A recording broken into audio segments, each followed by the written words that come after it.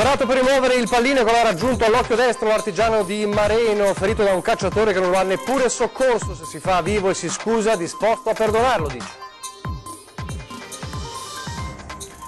Giù le mani dai bambini dalla scuola, l'attacco del sindacato del PD alla regione che chiede agli stranieri non comunitari un certificato dal paese di provenienza per i contributi sui testi scolastici.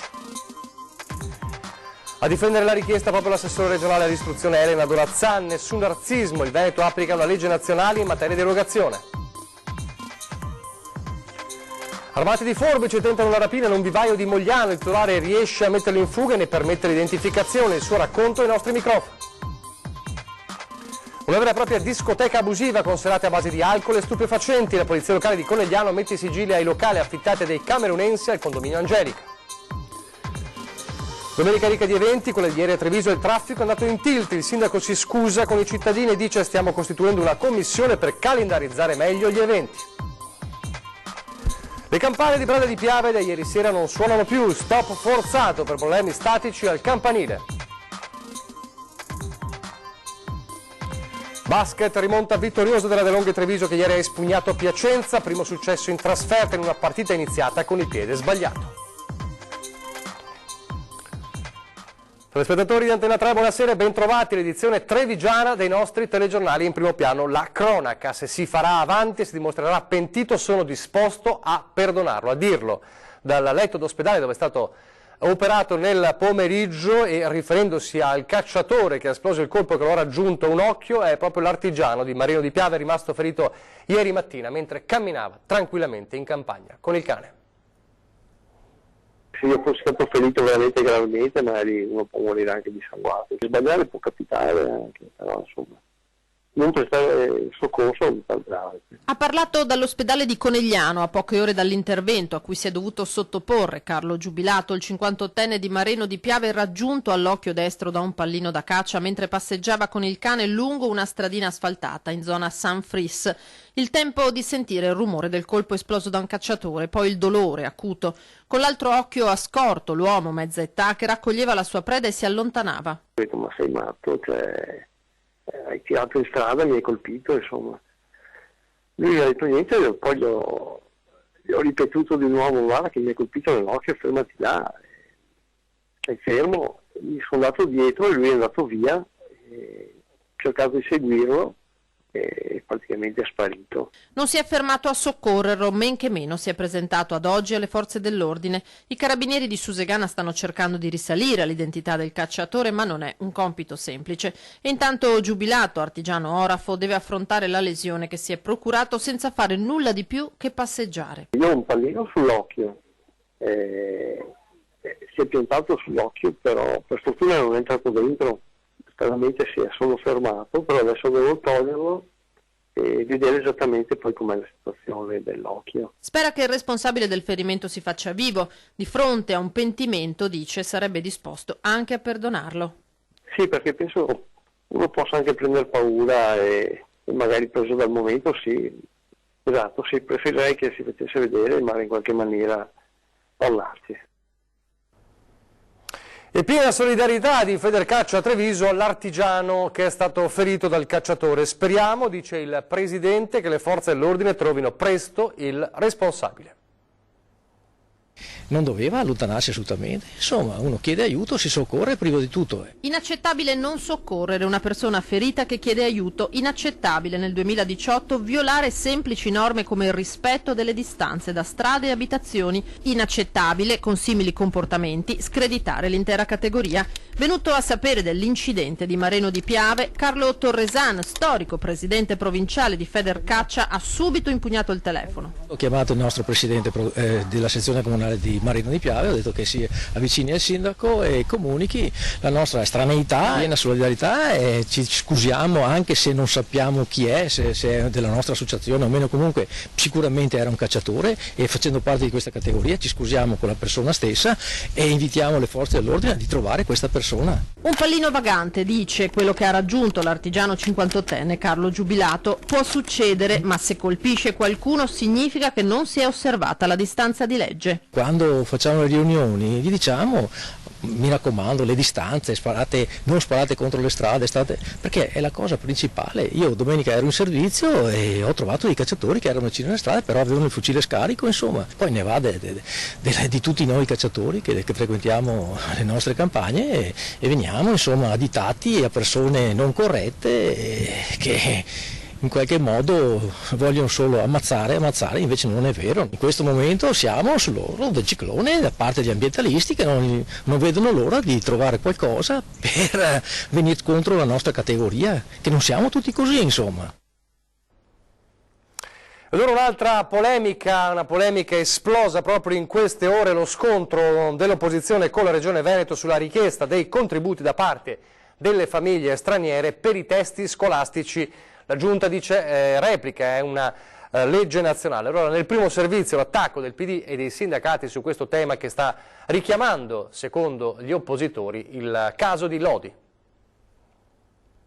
Per ottenere il contributo regionale sull'acquisto dei testi scolastici in Veneto, i cittadini non comunitari devono presentare, oltre alla certificazione ISEE, un documento sul possesso di immobili o percezione di redditi all'estero rilasciato dalle autorità del paese di provenienza. Questo è scritto nelle istruzioni per il richiedente nel sito della Regione, con termine di presentazione per le domande entro il 15 ottobre alle 12. La norma, come fa notare in una mozione alla Giunta il gruppo del Partito Democratico, non è però presente né nella delibera di Giunta né nel bando per la concessione dei contributi. L'erogazione del buono libro, si tratta di 300-400 euro se lo studente frequenta le superiori, ripeto sono 26.000 alla fine quelle domande che sono state fatte l'anno scorso, gli ex comunitari sono stati 7.000 l'anno scorso, quindi anche in proporzione appunto famiglie disagiate che hanno bisogno di questo contributo.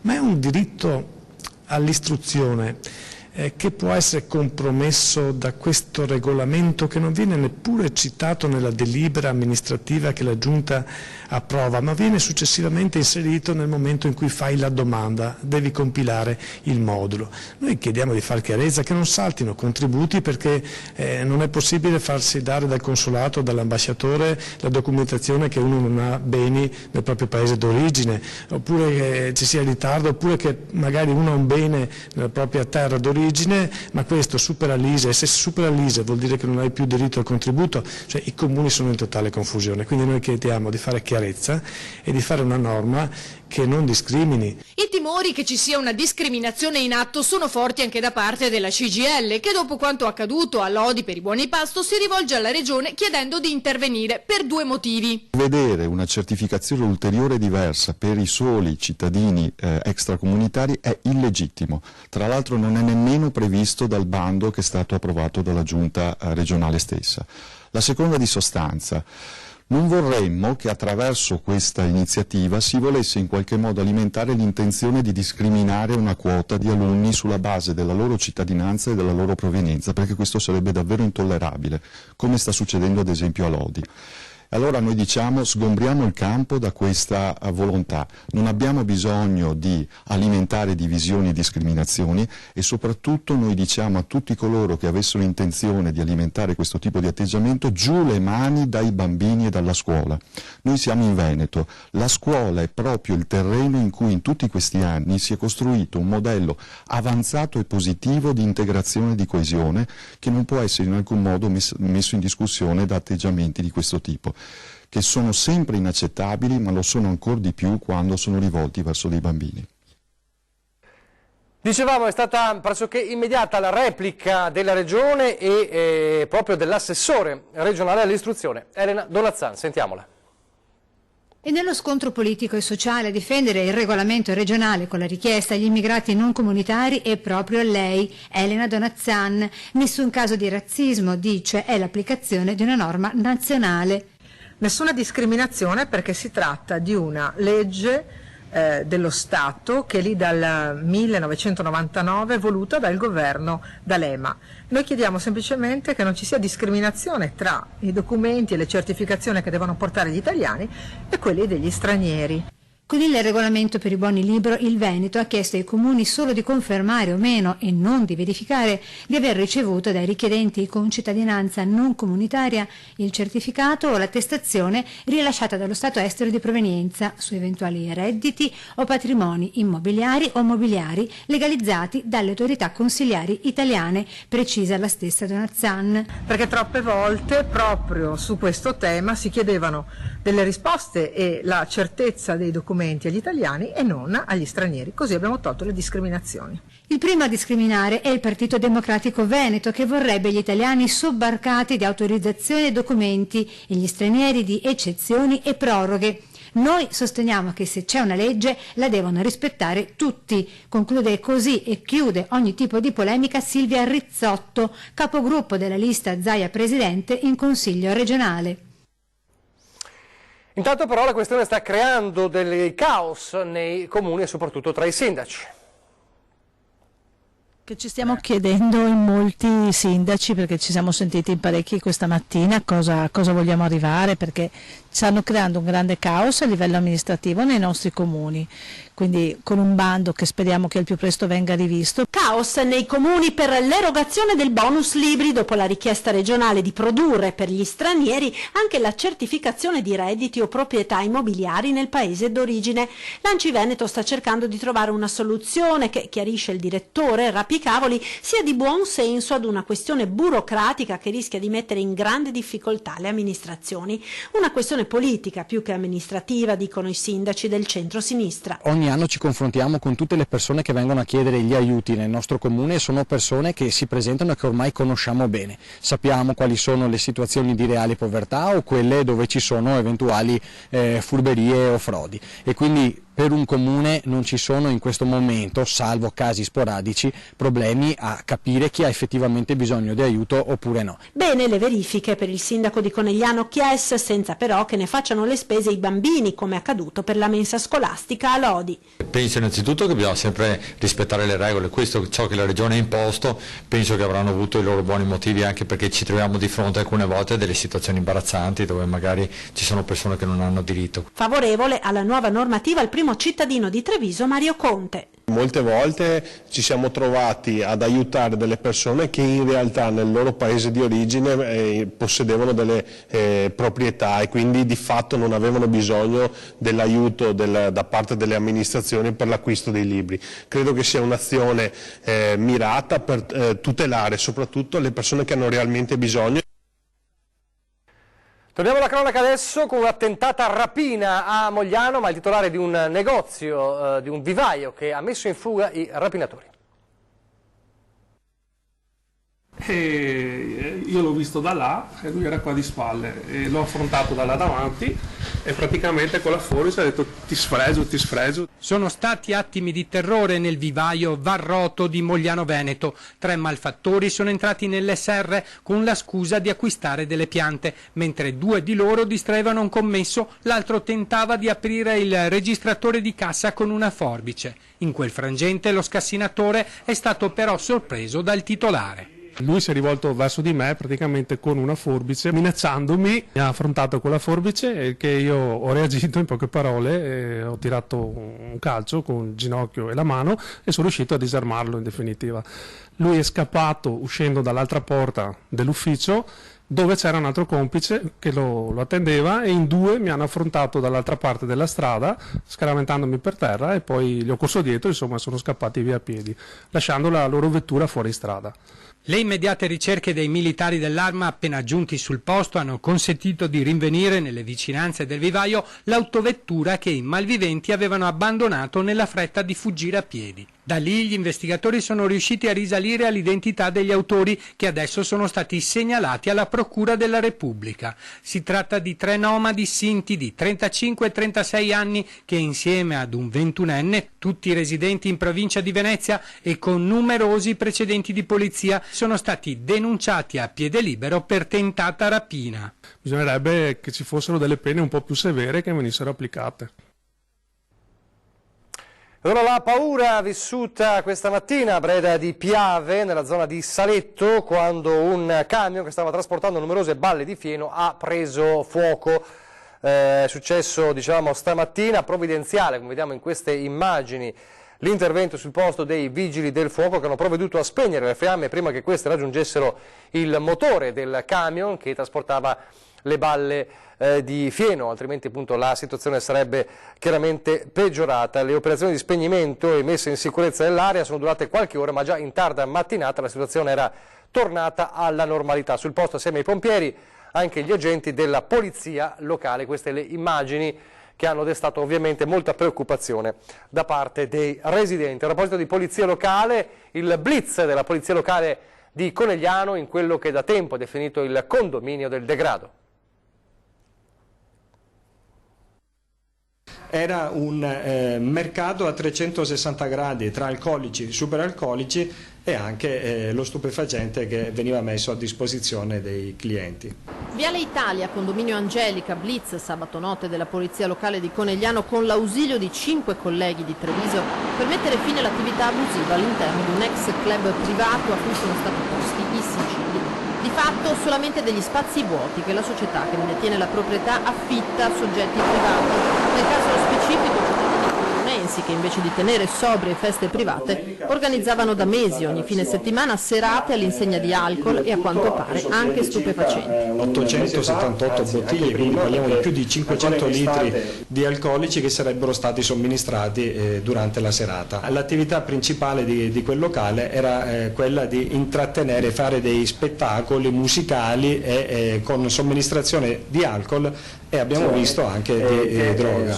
Hashish, cocaina, anche eroina, circa 15 grammi di stupefacente scovati grazie al fiuto del pastore tedesco Hitch. Il cane spunta con un pennarello in bocca, quasi per gioco. Il conduttore naturalmente ha aperto il pennarello e all'interno c'erano ben occultate tutte le dosi di sostanza stupefacente. Un avventore è stato denunciato perché trovato in possesso di stupefacente per uso personale mentre era alla guida. I principali provvedimenti sono però di natura amministrativa, dal sequestro dei locali per motivi igienico-sanitari alle sanzioni a carico degli organizzatori, circa 9.000 euro. Pesanti disagi oggi per 1000 utenze di Macerata sul Piave a causa di infiltrazioni d'acqua nelle tubature del gas. Di fatto è stato interrotto il servizio, come dicevamo, a circa 1000 utenze. Oltre 40 tra tecnici e operai di AP Reti Gas, società del gruppo Asco Piave che gestisce la rete del metano, insieme alle squadre delle imprese appaltatrici con i loro mezzi, sono state per tutto il giorno alacremente al lavoro dalla mattinata per capire le cause e la provenienza della infiltrazione che ha provocato questo disagio. Si è verificato nella zona centrale del paese. Nonostante i lavori di scavo e verifica, sono andate avanti per tutta la giornata appunto le rilevazioni, senza che sia stata trovata la reale origine di provenienza dell'acqua che ha infiltrato appunto le tubature del gas. Lavori che continuano a oltranza, ma difficilmente si prospetta una soluzione entro la serata, considerando che le tubature dovranno poi essere ripulite e gli impianti di distribuzione messi in sicurezza. Adesso torniamo in città, torniamo a Treviso, nel capoluogo della Marca, con la domenica ricca di eventi di ieri che però ha provocato un enorme caos del traffico in città. Oggi le scuse del sindaco Conte e una promessa. La mezza maratona con il serpentone colorato di runner, l'ultima giornata del festival Carta Carbone, poi le fiere di San Luca in una bella giornata di sole e così quella di ieri si è trasformata in una domenica di passione per molti automobilisti diretti a Treviso, rimasti imbottigliati per ore nel traffico congestionato. Maratoneti e relativo pubblico, intellettuali per il festival letterario dell'autobiografia e poi tante famiglie con i bimbi diretti alle giostre, tutti in coda ed infuriati con l'amministrazione. Effettivamente la mattina qualche disagio il traffico l'ha dovuto sopportare e di questo mi scuso anche, però di contro c'è stata una città veramente viva, delle manifestazioni di altissima qualità che hanno arricchito il nostro territorio. Per limitare i disagi nel futuro l'amministrazione sta costituendo una commissione dedicata proprio alla pianificazione degli eventi in città. Serve per calendarizzare in modo migliore gli eventi in città, evitare sovrapposizioni al fine di poter godere al meglio di questi eventi che in città ci sono anche da un punto di vista logistico. Ora pochissimi istanti di pubblicità.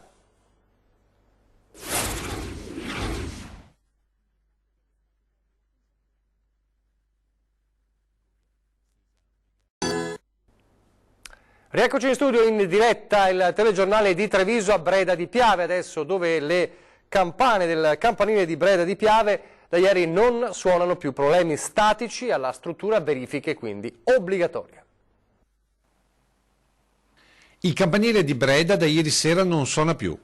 L'ultimo rintocco, con la messa delle 18, peraltro annunciato da questo trafiletto sul bollettino parrocchiale, che sottolinea come la decisione sia stata presa per motivi tecnici e non sociali, in un tempo dove si fanno tacere le campane perché disturbano la quiete pubblica. Qui il problema si chiama staticità, ovvero lo spostamento delle campane che fanno fare alla struttura mentre dondolano. E non tanto la parte sottostante, quanto la guglia, che come si vede è decisamente importante e quindi pericolosa.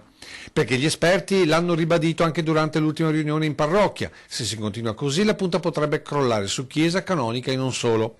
E contando che si parla di un'altezza totale di 63 metri del campanile più alto della Marca, le conseguenze sarebbero disastrose. Altrettanto disastrosa però è la situazione delle finanze per il restauro e la messa in sicurezza. Si parla di oltre 350.000 euro per un simbolo della Grande Guerra costruito tra il 27 e il 31 in ricordo dei caduti del Piave. Una cifra importante che ora ci si sta ingegnando di recuperare. L'idea sarebbe quella già applicata in altri campanili, vista l'altezza, permettere l'installazione di pannelli telefonici in cambio della compartecipazione dei lavori di manutenzione. Poi c'è chi ipotizza il trasloco delle campane nel campanile originario della chiesa o ancora di sostituire le campane con dei megafoni sicuramente meno ballerini.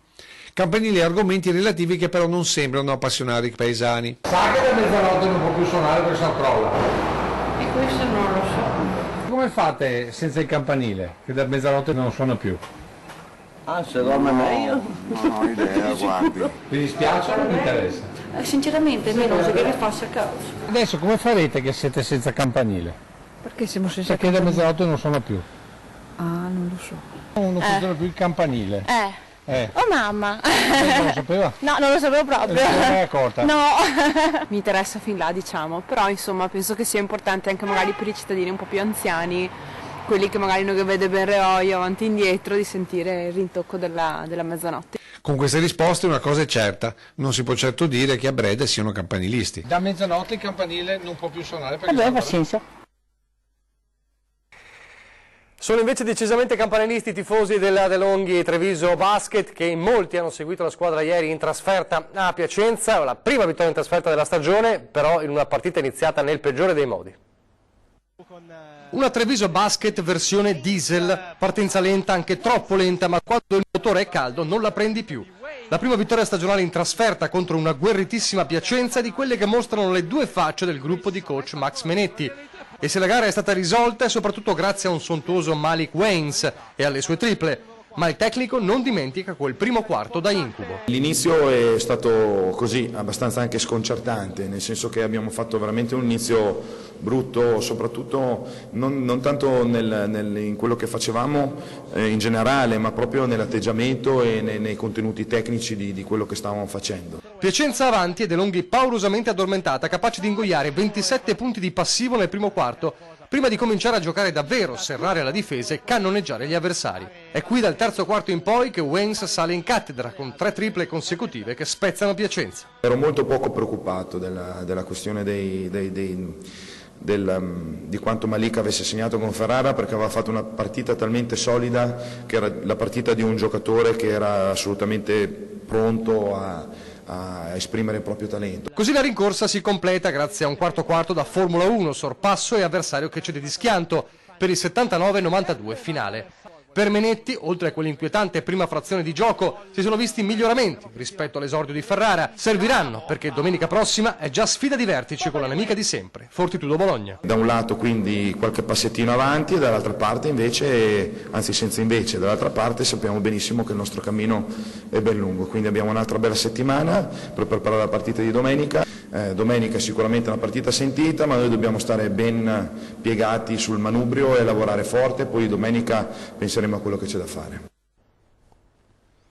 Elisa De Berti, assessore regionale ai lavori pubblici e alle infrastrutture della regione del Veneto, fra pochissimo con Ferdinando Avarino su 20 e 10, quindi riflettori puntati sulla Pedemontana, il caso Pedemontana di questi giorni, e poi alle 21:15 torna Ring, il talk show del lunedì. Giù le mani dal Veneto, il titolo di questa sera, la rivolta per difendere la Pedemontana, le tensioni sul DEF che oggi dovrebbe avere una forma definitiva. Tutto questo al centro del dibattito, insieme anche alla bozza di autonomia ormai in fase avanzata, con Ferdinando Varino ospiti questa sera l'onorevole Sara Moretto del Partito Democratico, Jacopo Berti del Movimento 5 Stelle, Roberto Ciambetti della Lega e l'imprenditore Giordano Riello alle 21:15 dopo il replica del TG del Veneto e ovviamente dopo 20:10. Adesso vi lascio alle previsioni del tempo. Grazie per averci seguito. Arrivederci.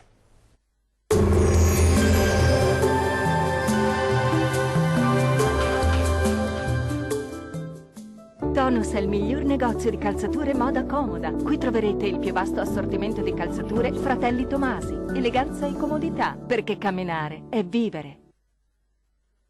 Ben ritrovati al meteo. Qualche pioggia bagnerà le nostre regioni, ma vediamo il dettaglio di martedì 16 ottobre. Sul Veneto molte nubi sin dal mattino, con il cielo che risulterà coperto un po' su tutte le nostre province. Qualche precipitazione potrà interessare tutti i settori, maggiori pause asciutte invece saranno possibili sul Bellunese. Temperature in calo con minime tra 13 e 16 gradi. Valori massimi compresi invece tra 17 e 19 gradi circa. Diamo ora uno sguardo al Friuli Venezia Giulia. Il cielo risulterà irregolarmente nuvoloso e spesso coperto anche sulla nostra regione, ma il tempo si manterrà in genere asciutto, salvo per isolati e deboli piovaschi che non saranno da escludere sulle aree costiere. Temperature minime tra 14 e 16 gradi. Valori massimi oscillanti invece tra 18 e 21 gradi circa. Vediamo infine la situazione del Trentino Alto Adige. Non cambia di molto la previsione, molte nubi sui settori meridionali della nostra regione, ma in genere senza fenomeni associati. Maggiori spazi soleggiati invece sull'Alto Adige, con cielo al massimo poco nuvoloso. Temperature minime tra 13 e 14 gradi. Valori massimi compresi invece tra 20 e 23 gradi circa. Dal meteo di Antenna 3 è tutto. Arrivederci al prossimo aggiornamento.